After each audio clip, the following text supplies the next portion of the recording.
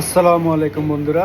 আজকে একটা নিউজ দেখলাম, সেটা হচ্ছে বাংলাদেশের রাজস্ব বোর্ডের নতুন নিয়ম অনুযায়ী প্রবাসীরা একটির বেশি মোবাইল নিলে ট্যাক্স দিতে হবে। এ খানকির পোলারা, প্রবাসীরা টাকা না পাঠাইলে তোদের অর্থনীতি চলে না। প্রবাসীরা একজন যদি বিদেশে যায়, তার পরিবারের মা, খালা, ভাই, বোন, ফুফু, ইভেন চাচা, চাচি, জ্যাঠা, জেঠি, 14 গোষ্ঠীর মানুষরা তাদের কাছে ফোন দিয়ে, ভাইয়া একটা আইফোন দেন না, ভাইয়া একটা স্যামসাং দেন না, ভাইয়া এই দেন না, সেই দেন না। এ খানকির পোলারা, তোদের ভাই বোনের যেই শখ, এই শখটা মিটাইব কেমনে রে, যদি একটা ফোনের বেশি নিতে না পারে? আবার এনে ট্যাক্স ঢুকাস কেন?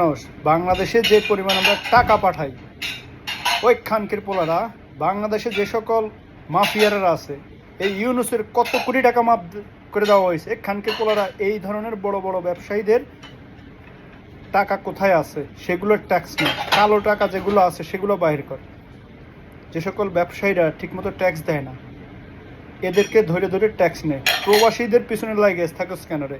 যে মালয়েশিয়া, সৌদি, প্রবাসীরা বিদেশে কত কষ্ট করে। খানকির পোলারা তোর জানোস, সকাল থেকে রাত পর্যন্ত কেউ 12 ঘন্টা, কেউ 14 ঘন্টা, কেউ 18 ঘন্টা পর্যন্ত কাজ করে পরিবারের এক মুখে একটু হাসি ফুটানোর জন্য একটার বেশি নয় দুইটা ফোন নেয়, দুইটার বেশি নয় তিনটা ফোন নেয়। এটাও সহ্য হয় না।